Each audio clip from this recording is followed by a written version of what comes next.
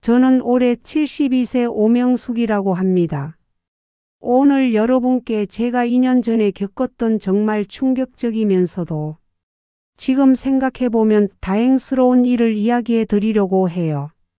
70세에 재혼을 결심했다가 제 아들놈들한테 치매 환자 취급까지 받으면서 정말 힘든 시간을 보냈거든요. 하지만 결국에는 모든 게 잘 풀렸고 아이들도 정신을 차렸답니다. 제 이야기가 비슷한 상황에 계신 분들께 조금이라도 도움이 되길 바라면서 시작해 볼게요. 엄마가 완전 미친 것 같아. 이게 제가 70세에 재혼한다고 했을 때 큰아들 성민이가 며느리한테 한 첫 마디였어요.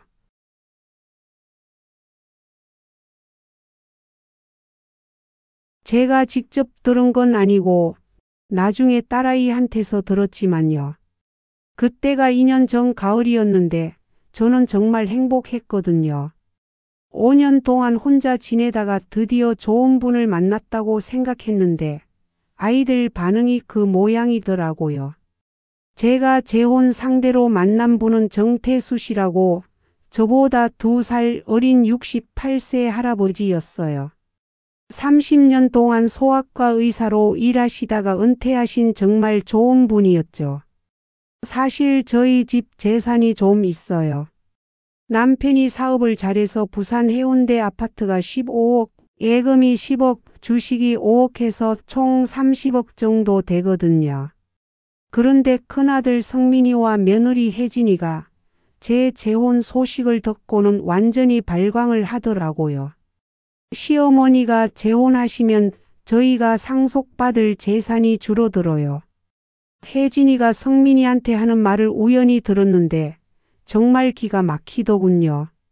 저는 그동안 이 아이들을 얼마나 예뻐했는데 제 행복보다는 돈 생각을 먼저 하다니.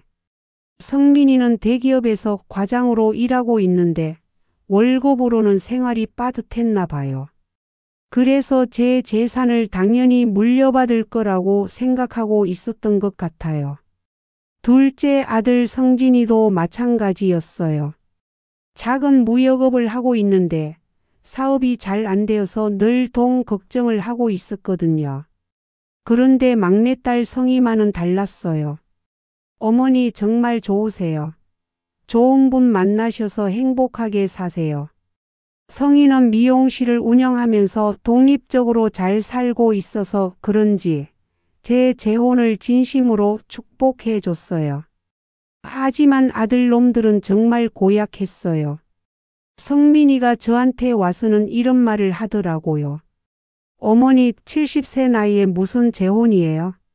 그 남자가 어머니 재산을 노리고 접근한 건 아니에요. 정말 기가 막혔어요.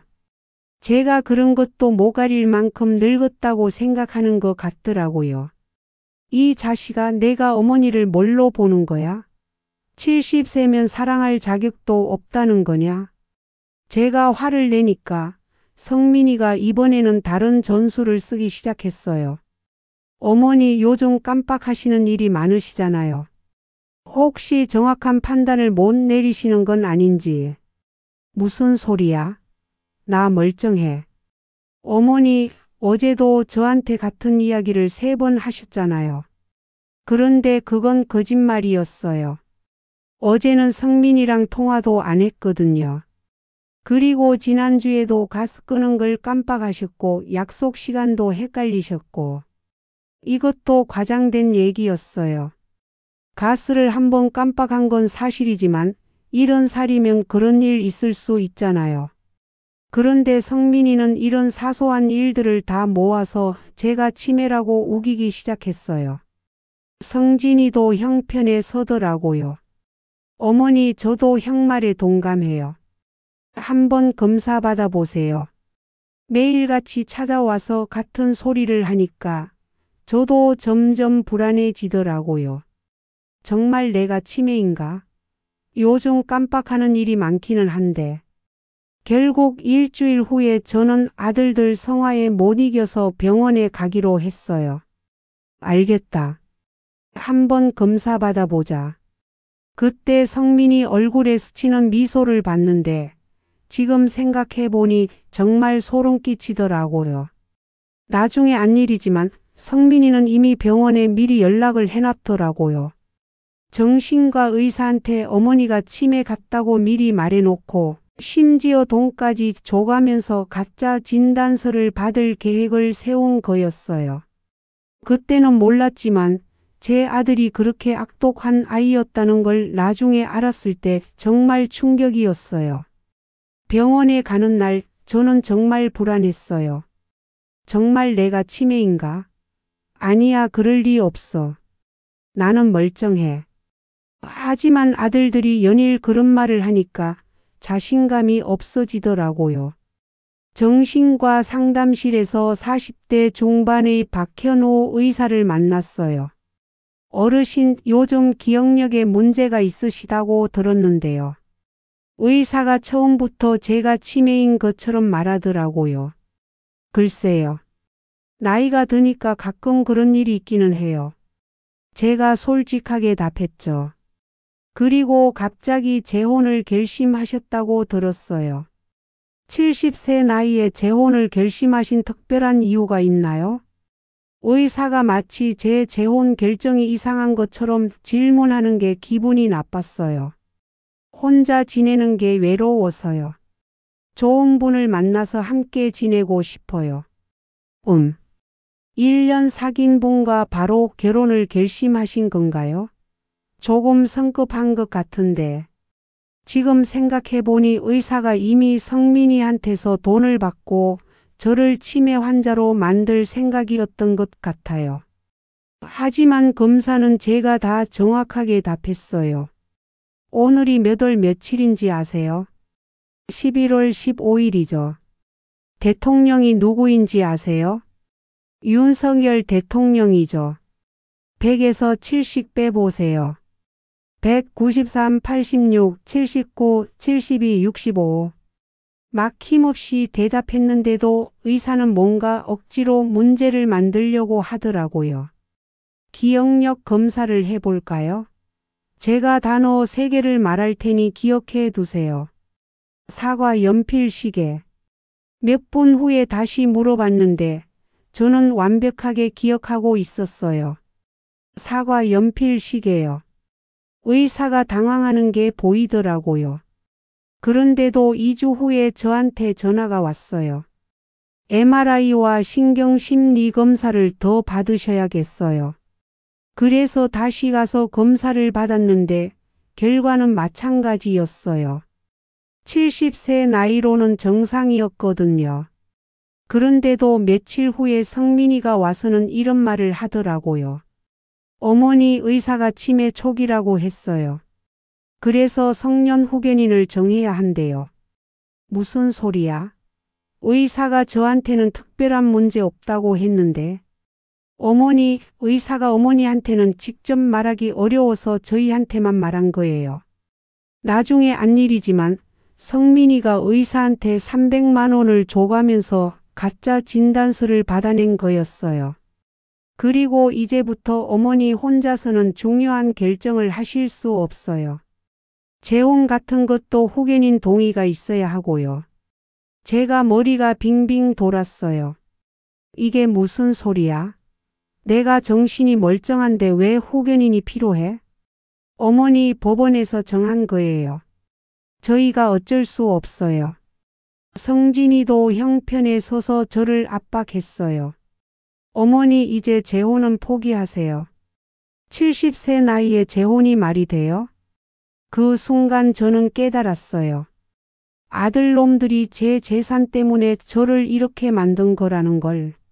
너희들이 나를 이렇게 만든 거구나. 내 재산 때문에. 어머니, 무슨 말씀을. 나가. 당장 나가. 너희들 같은 자식들은 필요 없어. 저는 분노로 떨면서 아들들을 집에서 쫓아냈어요. 그날 밤 저는 딸 성희한테 전화를 걸었어요. 성희야, 내 오빠들이 나를 치매 환자로 만들어버렸어. 성희가 달려와서 제 이야기를 듣고는 정말 화를 내더라고요. 오빠들이 어떻게 그럴 수 있죠? 어머니는 멀쩡하신데. 성희야, 이제 너만 믿을 수 있어. 오빠들이 내 재산을 노리고 있는 게 분명해. 성희가 저를 위로하면서 말했어요. 어머니, 우리 대응을 해야 할 것 같아요. 그래서 성희와 태수 씨와 함께 서울대병원에서 재검사를 받았어요. 서울대병원 신경과 교수님이 저를 꼼꼼히 검사한 후에 말씀하시더라고요. 검사 결과 특별한 이상이 없습니다. 70세 나이를 고려하면 정상 범위의 인지기능을 보이고 계세요. 그럼 치매가 아니라는 뜻인가요? 네, 전혀 치매가 아닙니다. 이전 진단서는 문제가 있어 보입니다. 교수님이 성민이가 받아온 가짜 진단서를 보고는 고개를 갸우뚱하시더라고요. 검사 결과와 진단이 맞지 않네요. 혹시 가족 간에 어떤 갈등이 있으신가요? 성희가 솔직하게 말했어요. 어머니가 재혼을 하시려고 하는데 오빠들이 반대하고 있어요. 아, 그렇군요. 안타깝게도 그런 경우가 종종 있어요. 교수님 말씀이 가족들이 재산 문제로 갈등이 생기면 부모를 치매 환자로 만들려고 하는 경우가 있다고 하시더라고요. 저는 안도의 한숨을 쉬었어요. 하지만 성민이는 포기하지 않았어요. 법원 심리가 잡혔는데 더욱 악랄하게 나오기 시작했거든요. 제 주변 사람들한테 연락을 돌려서 저에게 불리한 정언을 하도록 부탁하더라고요. 이모 어머니가 요즘 자꾸 같은 말을 반복하시고 깜빡하는 일이 많아서 걱정이에요. 경로당 친구들한테도 그런 식으로 말하고 다녔어요. 심지어 어떤 의사한테 돈을 주고 가짜 진단서까지 받아낸 거죠. 법원 심리 날에 저는 성희, 태수 씨 그리고 변호사와 함께 법정에 섰어요. 성민이와 성진이는 저를 치매 환자라고 우겼지만 저는 당당하게 말했어요. 판사님, 저는 치매가 아닙니다. 서울대병원에서도 정상이라고 했어요. 제 아들들이 제가 재혼한다고 하니까 이런 짓을 하는 거예요. 제 재산 때문이에요. 태수 씨도 증인으로 나서서 의사 출신답게 제가 전혀 치매가 아니라고 정언해 주셨어요. 2주 후 법원에서 별도의 정신감정을 실시했는데 결과는 명확했어요.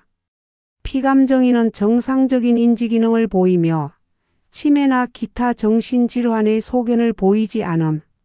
법원은 성년 후견인 선임 신청을 기각했어요. 성민이의 계획은 완전히 무너졌죠. 하지만 그는 여기서 포기하지 않았어요. 더 악랄한 수법을 쓰기 시작했거든요. 법원에서 패배한 성민이는 더욱 화가 났나 봐요.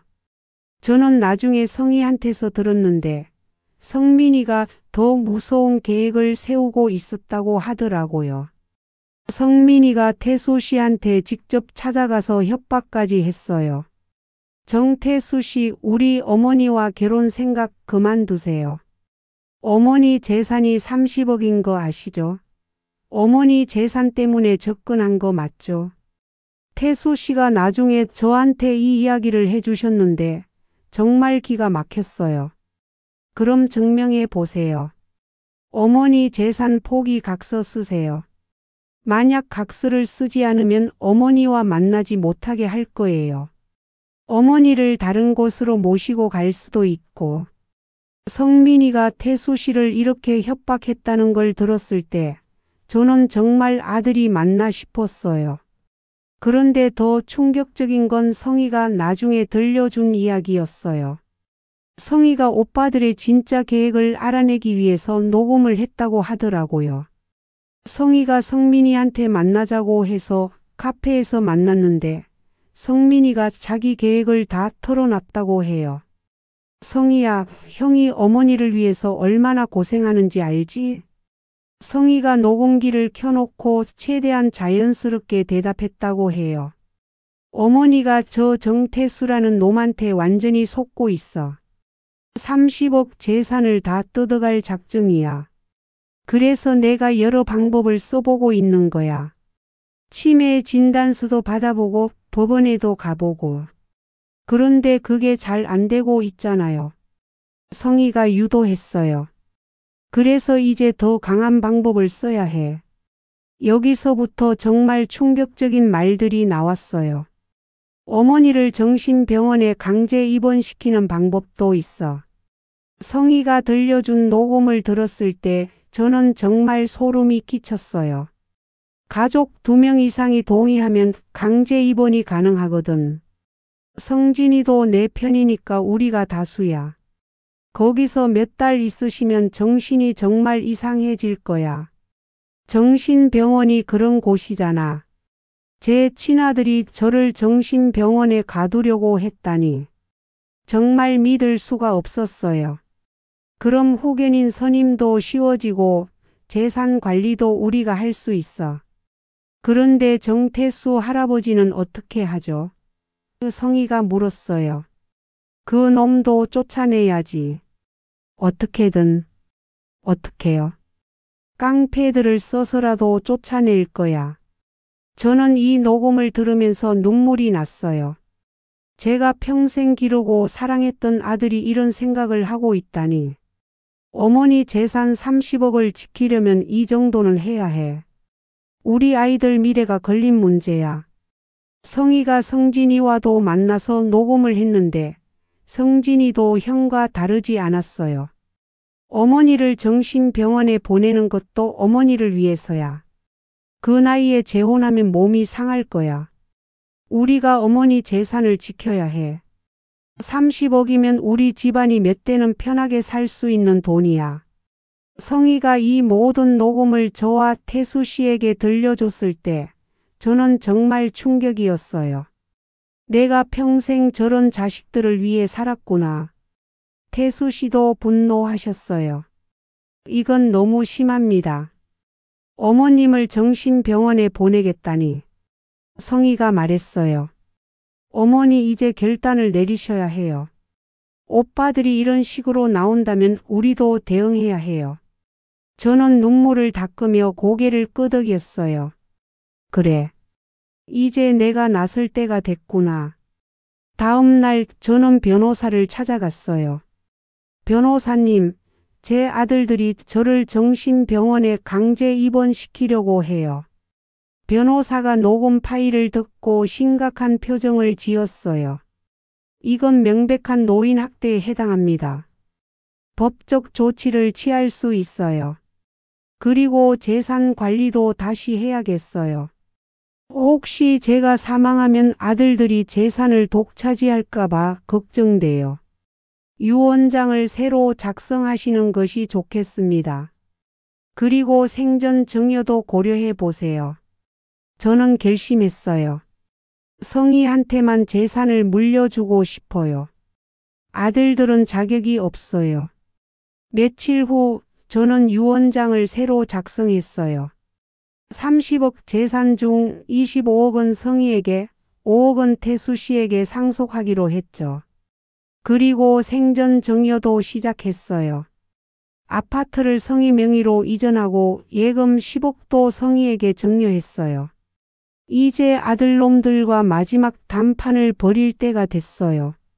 저는 성민이와 성진이에게 연락했어요. 다들 모여라. 중요한 이야기가 있다. 아들놈들은 제가 마침내 재혼을 포기하는 줄 알고 기뻐하며 왔어요. 어머니 드디어 정신을 차리셨나 봐요. 성민이가 의기양양하게 말하더라고요. 그 정태수라는 남자와 헤어지기로 하신 거죠. 혜진이도 기대에 찬 목소리로 말했어요. 하지만 거실에서 그들을 기다리고 있는 건 예상과 전혀 다른 상황이었어요. 제 옆에는 성희와 태수 씨 그리고 변호사가 앉아 있었거든요. 어머니 이게 뭐예요? 성민이가 의아해했어요. 저는 차가운 표정으로 녹음기를 꺼내서 재생 버튼을 눌렀어요. 어머니를 정신병원에 강제 입원시키는 방법도 있어. 성민이 목소리가 거실에 울려 퍼지자 성민이와 성진이 얼굴이 창백해졌어요. 어머니 이건. 성민이가 말하려고 했는데 저는 손을 들어 막았어요. 닥쳐. 더 들어봐. 깡패들을 써서라도 쫓아낼 거야. 어머니 재산 30억을 지키려면 이 정도는 해야 해. 녹음이 끝나자 거실은 정적에 휩싸였어요. 저는 분노를 감추지 않고 말했어요. 너희들이 내 자식들이냐? 어머니를 정신병원에 가두고 깡패까지 쓰겠다고? 성민이와 성진이는 아무 말도 할 수 없었어요. 변호사가 서류를 꺼내며 말했어요. 오늘부터 명수 할머니의 재산 관리 체계가 바뀝니다. 무슨 소리예요? 성민이가 다급하게 물었어요. 첫 번째 할머니께서 유언장을 새로 작성하셨습니다. 현재 재산 30억 중 25억은 성희 씨에게, 5억은 정태수 씨에게 상속하기로 하셨습니다. 성민이와 성진이가 충격에 빠졌어요. 어머니 그럴 수는 없어요. 저희는 아들인데. 아들? 어머니를 정신병원에 가두려던 자들이 무슨 아들이야? 제 목소리는 매서웠어요. 두 번째 생전 증여도 이미 진행했습니다. 아파트는 성희 명의로 이전했고 예금 10억도 성희에게 증여했습니다. 혜진이가 소리쳤어요. 이건 말이 안 돼요. 법적으로 문제 있는 거 아니에요? 변호사가 차분히 답했어요. 할머니께서 정신적으로 건강하다는 법원 판결이 있었죠. 따라서 재산 처분은 완전히 합법입니다. 그리고 세 번째, 성민 씨와 성진 씨의 행위는 노인학대 및 협박에 해당해서 이미 경찰에 신고했습니다. 성민이가 벌떡 일어났어요. 신고요? 뭘 신고했다는 거예요? 강제 입원 시도 협박, 정신적 학대, 그리고 깡패 고용 협박까지. 모두 형사처벌 대상입니다. 성진이는 다리가 후들거리더라고요. 어머니 저희가 정말 잘못했어요. 경찰 신고는 취하해 주세요. 취하? 너희들이 나한테 한 짓을 생각해봐. 저는 냉정했어요. 가짜 진단서 만들고 후견인 신청하고 정신병원에 가두려고 하고. 이게 자식이 할 짓이냐? 성민이가 제게 매달렸어요. 어머니 저희가 잘못했어요. 다시 생각해 주세요. 이제 와서 잘못했다고? 너희들이 나를 치매 환자로 만들 때는 왜 생각 안 했어? 그때 태수 씨가 조용히 말씀하셨어요. 명숙 씨 그래도 자식들이에요. 한 번 더 기회를 주는 것은 어떨까요? 태수 씨. 저도 자식이 있어서 알아요. 부모 마음이라는 게. 저는 잠시 고민했어요. 태수 씨가 서류를 꺼내셨어요. 그리고 저는 이걸 준비했어요. 재산 포기 각서입니다. 뭐라고요? 성민이가 놀랐어요. 저는 명숙 씨의 재산에 대한 모든 권리를 포기하겠습니다. 저한테는 제 재산으로 충분해요. 태수 씨 그럴 필요 없어요. 제가 말했어요. 아니에요. 제가 명숙 씨를 정말 사랑한다는 걸 보여드리고 싶어요. 태수 씨의 진심 어린 모습을 본 성민이와 성진이는 더욱 부끄러워하더라고요. 성희가 오빠들을 향해 말했어요. 오빠들 보세요. 이게 진정한 사랑이에요. 재산 때문이 아니라 어머니를 정말 사랑해서 결혼하려는 거예요. 성진이가 눈물을 흘렸어요. 나도 어머니를 사랑해. 그런데 왜 돈만 생각했을까? 성민이도 고개를 숙였어요. 어머니 정말 죄송해요. 저희가 너무 욕심을 부렸어요. 하지만 제 마음은 쉽게 누그러지지 않았어요. 미안하다는 말로 다 되냐? 너희들이 나한테 한 짓이 얼마나 잔인한지 아니? 어머니, 너희들은 나를 어떤 존재로 본 거야? 그냥 돈 나오는 기계로 본 거냐? 제 목소리에는 깊은 상처가 묻어났어요. 70세에 사랑하면 안 된다고? 재혼하면 안 된다고? 내가 죽을 때까지 혼자 외롭게 살라고? 성민이와 성진이는 아무 말도 할 수 없었어요. 너희들이 진짜 나를 사랑했다면 내가 외로워하는 걸 보고 좋은 사람 만나기를 바랐어야 하는 거 아니냐? 제 말에 두 아들은 깊이 반성하는 모습이었어요. 그때 성진이가 무릎을 꿇었어요. 어머니 정말 죄송해요. 저희가 돈에 눈이 멀어서 어머니 마음은 생각하지 못했어요. 성민이도 따라서 무릎을 꿇었어요. 어머니 용서해 주세요.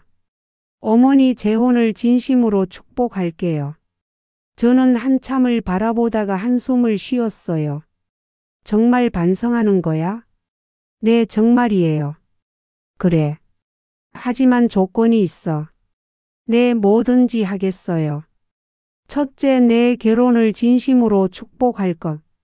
둘째, 태수 씨를 진짜 아버지처럼 모실 것. 셋째, 다시는 재산 얘기 꺼내지 말 것. 네, 약속할게요. 성민이와 성진이가 고개를 끄덕였어요. 그리고 마지막으로 노인복지센터에서 봉사활동을 1년간 할 것. 너희들이 노인을 어떻게 대해야 하는지 배워라. 봉사활동이요? 응. 너희들이 나한테 한 짓을 생각하면 다른 노인들이 얼마나 소중한 존재인지 깨달아야 해. 성민이와 성진이는 제 조건을 받아들였어요. 변호사가 물었어요. 그럼 경찰 신고건은 어떻게 하시겠어요? 저는 잠시 고민하더니 말했어요. 일단 취하하겠어요. 대신 다시 이런 일이 있으면 절대 용서하지 않을 거야. 어머니 감사해요. 성진이가 눈물을 흘렸어요. 그렇게 우리 가족의 갈등은 일단락되었어요. 3개월 후에 저와 태수 씨의 결혼식이 열렸어요. 작은 웨딩홀에서 열린 조촐한 결혼식이었지만 진심 어린 축복으로 가득했어요. 성민이와 성진이는 약속대로 노인복지센터에서 봉사활동을 하면서 많은 것을 깨달았다고 하더라고요. 어머니, 우리가 정말 나쁜 짓을 했어요. 성진이가 할머니들에게 식사를 대접하면서 성민이한테 말했다고 해요. 그러게. 돈이 뭐라고 어머니한테 그런 짓을 했을까? 봉사활동을 통해서 다른 노인분들의 이야기를 들으면서 아이들이 부모에 대한 진정한 효도가 무엇인지 배웠다고 하더라고요. 할머니, 자식들이 안 찾아와서 외로우시죠? 그래도 뭐, 자식들도 바쁘니까. 혼자 사시는 할머니 말씀을 들으며 성민이가 제 생각을 했다고 해요. 어머니도 5년 동안 이렇게 외로우셨구나. 성진이도 마찬가지였어요. 할아버지 혼자 계시니까 힘드시죠? 아이고 말하지 마. 말 상대도 없고 밥 먹을 때도 적적하고. 할아버지 말씀을 들으며 성진이도 제 마음을 이해하게 되었다고 하더라고요. 결혼식 날 성민이가 저한테 말했어요. 어머니 정말 아름다우세요. 행복하세요. 고마워 성민아. 저는 아들의 진심을 느꼈어요. 성진이도 태수 씨한테 인사했어요. 아버지, 어머니 잘 부탁드려요. 걱정하지 마세요. 어머니를 평생 소중히 모시겠습니다. 태수 씨가 따뜻하게 답해 주셨어요. 혜진이도 저한테 사과했어요. 어머니, 제가 정말 잘못했어요. 앞으로는 어머니 행복만 생각할게요. 결혼식은 온 가족이 화합하는 아름다운 자리가 되었어요. 신혼여행으로 제주도에 다녀온 저와 태수 씨는 새로운 삶을 시작했어요. 저희는 함께 여행도 다니고 봉사활동도 하면서 보람찬 일상을 보내고 있어요. 여보, 이렇게 행복할 줄 몰랐어요. 제가 태수 씨한테 말했어요. 저도 명숙 씨 만나서 인생이 완전히 바뀌었어요. 70세에 시작한 새로운 사랑이 저희에게 새로운 활력을 줬어요. 매일 아침 함께 산책을 하고 함께 요리를 하고 함께 독서를 하면서 행복한 시간을 보내고 있어요. 성민이와 성진이도 정말 많이 변했어요. 봉사활동을 통해서 깨달은 게 많았다고 하더라고요. 어머니, 돈보다 가족이 더 소중하다는 걸 이제야 알겠어요. 성진이가 저한테 말했어요. 그러게. 우리가 정말 어리석었어. 더 이상 제 재산에 관심을 보이지 않고 진심으로 제 행복을 빌어줘요. 일주일에 한 번씩은 꼭 저를 찾아보고 명절이나 생신 때는 온 가족이 모여서 화목한 시간을 보내고 있어요. 성인은 제가 물려준 재산으로 노인 복지 사업을 시작했어요. 어머니 이 돈을 의미 있게 쓰고 싶어요. 그래 좋은 일에 쓰렴. 성희가 독거노인들을 위한 무료 급식소를 열고 노인들의 외로움을 달래주는 프로그램을 운영하고 있어요. 제 고통을 통해서 다른 노인분들의 어려움도 이해하게 되었다고 하더라고요. 1년 후 온 가족이 모인 자리에서 제가 말했어요. 내가 정말 행복해. 좋은 남편도 만나고 자식들도 달라졌고. 태수 씨가 제 손을 잡으셨어요. 저도 행복합니다. 이렇게 따뜻한 가족이 생겨서요. 성민이가 저한테 말했어요. 어머니 저희가 정말 어리석었어요. 이제는 어머니 행복이 제일 중요하다는 걸 알겠어요. 성진이도 고개를 끄덕였어요. 돈보다 가족이 더 소중하다는 걸 배웠어요. 혜진이도 진심으로 말했어요. 어머니 제가 너무 욕심을 부렸어요. 이제는 어머니가 행복하신 게 가장 기뻐요. 저는 만족스럽게 미소 지었어요. 70세에 찾은 늦은 사랑이 온 가족에게 진정한 행복을 가져다 준 거예요. 그리고 아이들도 마침내 진정한 효도가 무엇인지 깨달았어요. 부모의 행복을 위해서라면 자신들의 이익을 포기할 수 있어야 한다는 것을요. 어느 날 저녁, 저와 태수 씨는 바닷가를 산책하고 있었어요. 여보, 우리가 만나기 전에는 정말 외로웠죠. 그랬죠. 하루하루가 그냥 지나가는 시간이었어요. 그런데 이제는 매일이 새로워요. 함께할 사람이 있다는 게 이렇게 행복한 줄 몰랐어요. 저희는 손을 꼭 잡고 노을을 바라봤어요. 명숙 씨 남은 인생도 함께해요. 당연하죠. 우리 함께 건강하게 오래오래 살아요. 한편 성민이는 봉사활동을 하면서 만난 할머니와 이야기를 나누고 있었어요. 할머니 자식들이 자주 찾아와요. 1년에 명절 때 한 번씩. 그러면 외로우시겠어요. 그래도 뭐. 자식들 잘 사는 게 부모 마음이야. 성민이는 할머니 말씀을 들으며 저를 생각했다고 해요. 어머니도 우리가 잘 살기만을 바라셨구나. 그런데 나는 어머니 재산만 생각했었어. 성민이가 깊이 반성했다고 하더라고요. 성진이도 마찬가지였어요. 봉사활동을 통해서 많은 걸 배웠다고 해요. 형, 우리 어머니한테 가서 또 사과드리자. 응, 그래야겠어. 그날 저녁 성민이와 성진이가 저를 찾아왔어요. 어머니, 저희가 왔어요. 어머, 성민이, 성진이 왔구나. 어서 와. 저는 반갑게 맞아줬어요. 어머니, 저희가 정말 죄송해요. 성민이가 진심으로 사과했어요. 이제 와서 그런 말을 왜 해? 다 지난 일이야. 아니에요.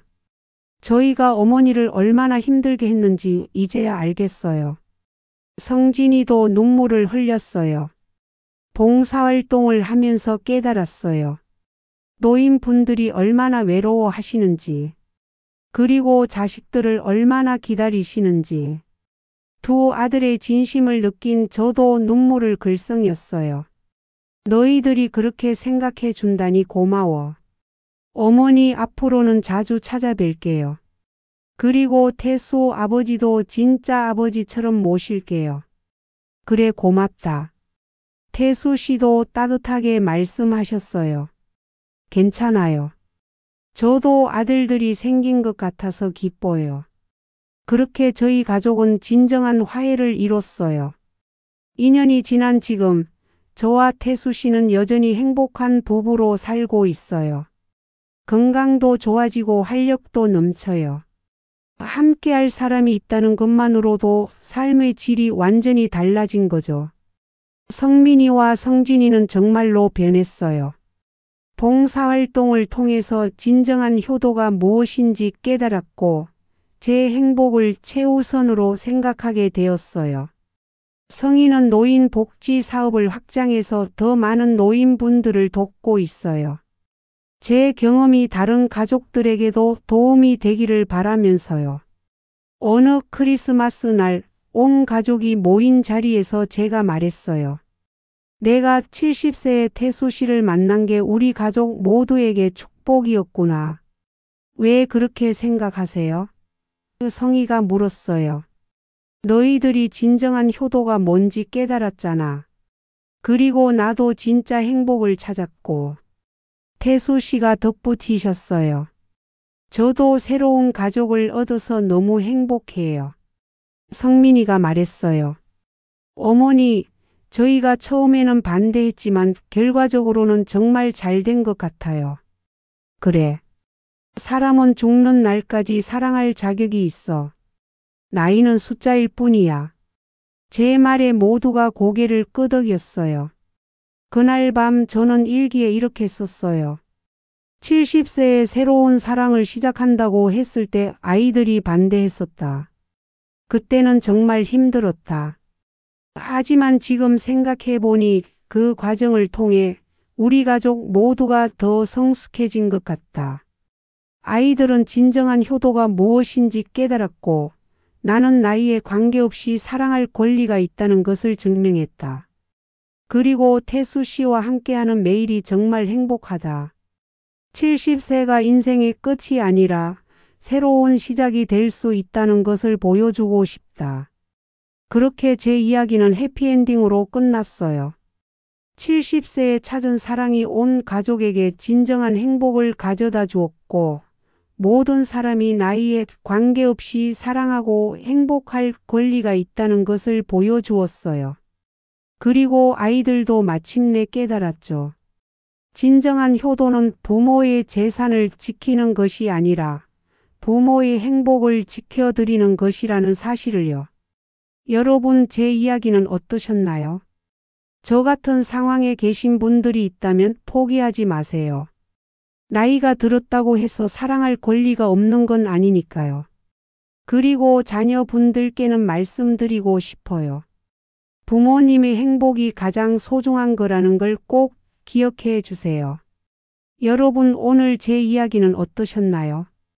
70세의 나이에도 새로운 사랑을 찾을 수 있다는 것, 그리고 진정한 효도가 무엇인지를 보여준 정말 감동적인 이야기였죠.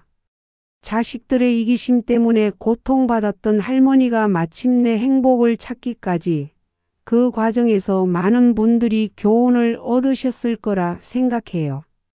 특히 저처럼 배우자를 잃고 혼자 지내시는 분들께는 큰 용기가 되었을 것 같아요. 나이가 들었다고 해서 사랑할 권리가 없는 건 아니니까요. 그리고 성민, 성진 형제처럼 부모님의 재산에만 관심을 갖고 계신 분들께는 깊은 반성의 계기가 되었으면 좋겠어요. 진정한 효도는 부모님의 행복을 위하는 것이라는 걸 꼭 기억해 주세요. 이런 감동적이고 놀라운 실화들을 더 많이 들려드리고 싶은데요. 혹시 여러분 주변에도 이런 특별한 사연이나 감동적인 이야기가 있다면 댓글로 제보해 주세요. 여러분의 소중한 이야기가 또 다른 누군가에게 희망과 용기가 될 수 있답니다. 그리고 이런 따뜻하고 감동적인 이야기들을 놓치지 않으시려면 구독 버튼과 알림 설정 꼭 눌러주시고요. 오늘 이야기가 마음에 드셨다면 좋아요도 한 번씩 눌러주세요. 여러분의 구독과 좋아요가 더 많은 감동 스토리를 제작할 수 있는 큰 힘이 됩니다. 다음에도 더욱 감동적이고 놀라운 이야기로 찾아뵐게요. 오늘도 시청해 주셔서 정말 감사합니다.